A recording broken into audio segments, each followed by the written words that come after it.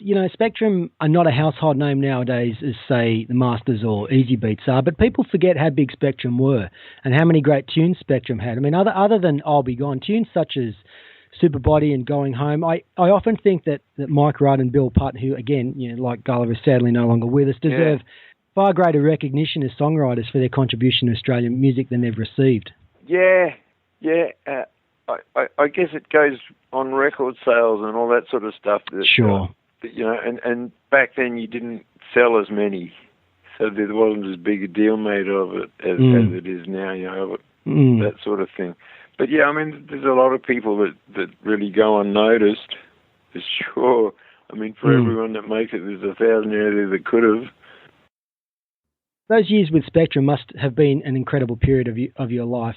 And that tour you did with the Spectrum tour with Daddy Cool as part of the Aquarius tour, with both bands having had recent number ones, that must have been a heady time and a great tour.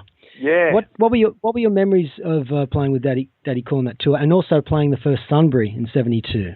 Well, great memories, because you know, everyone was really friendly. I mean, we were all, as you say, sort of having a lot of success, and with that comes big audiences and exciting gigs.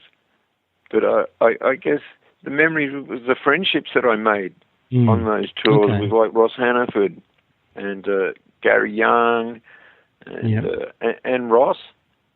Getting to know Ross, you know, which developed later on. I mean, those friendships obviously grew because I ended up playing with the guys.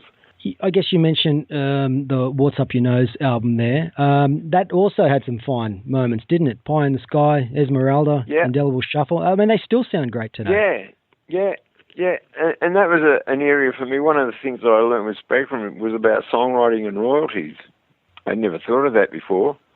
And then suddenly, geez, hang on a minute. You actually get money for writing songs as well as playing.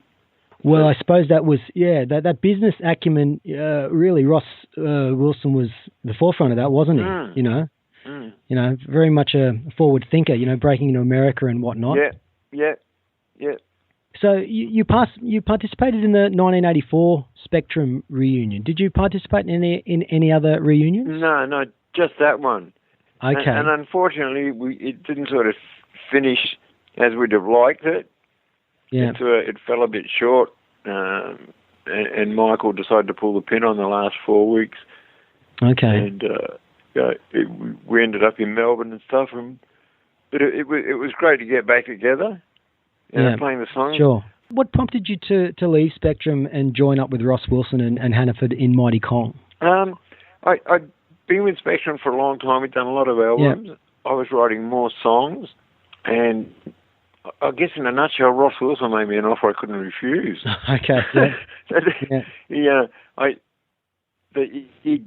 started working with Robbie Porter and stuff, and Daddy Cool had come to an end, and there was another guy called Steve Binder involved, and they just had a lot of success with Elvis's live show in Hawaii. Okay. So there was to me, I started sort of looking at it from the business side of it. Yeah. You know, there were some big names, big money and stuff involved. And, it took me by surprise when Mighty Kong finished up, because the last time I saw Robbie Porter and Steve Binder, they were saying, you know, pack your bags, we'll see you in LA in a fortnight. And all of a sudden, it didn't happen.